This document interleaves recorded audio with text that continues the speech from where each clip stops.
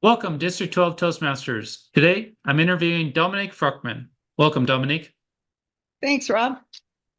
Dominique, we have one question for you. How has Toastmasters impacted your personal and professional life? I love this question. This is my favorite. Toastmasters is responsible for me almost doubling my income with my job, and I'll explain that. I own Escape Room Palm Springs, and about 10% of our work is corporate team building events. Teams will come, they'll play a game, they'll leave. We get calls saying, we'd like to come and do a team building. When can we play?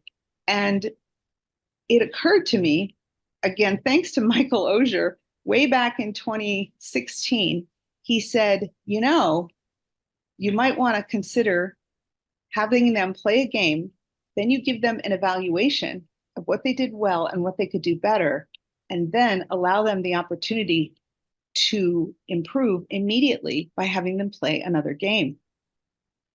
Instead of just sending them away with the advice. So I charge them for 2 games and for the professional team evaluation. The team evaluation is a 3 to 5 minute debrief. It's a little longer than a typical evaluation will be.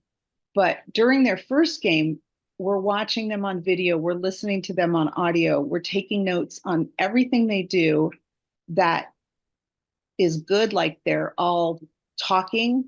Sometimes, though, they're talking, but they're not all listening. And since communication's a two-way street, that's something we point out to them, that when your teammates are talking, stop what you're doing, turn and look at them so that the communication is definitely both ways.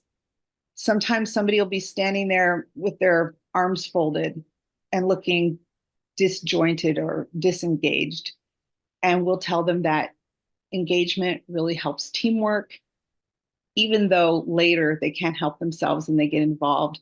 If they celebrate small victories with high fives, it's statistically shown that teams who celebrate small victories are more frequently successful. So it keeps their momentum, it keeps them juiced up and excited.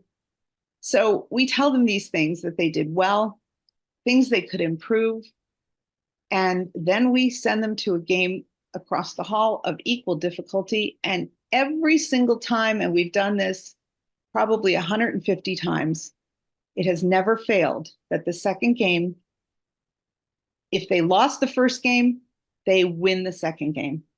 If they won the first game with 3 minutes left on the clock, they win the second game with double digits left on the clock, like 11 minutes, 15 minutes. So they not only win, but they win faster.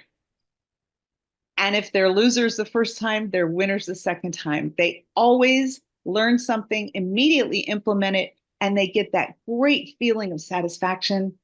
And I managed to double that income and leave people even more satisfied. I've heard from groups, we've never seen this before anywhere else. And I think to myself, well, that's because there isn't an owner, probably with my skill set, to be able to give them this kind of feedback and then let them play again. I also now offer written feedback where I will take what they did and type it up while they're in the second game and hand it to them so they can bring it back to work. And at the next meeting, monthly meeting, they can review the things they did well, the things they could improve, and talk about whether those things have improved back at the office.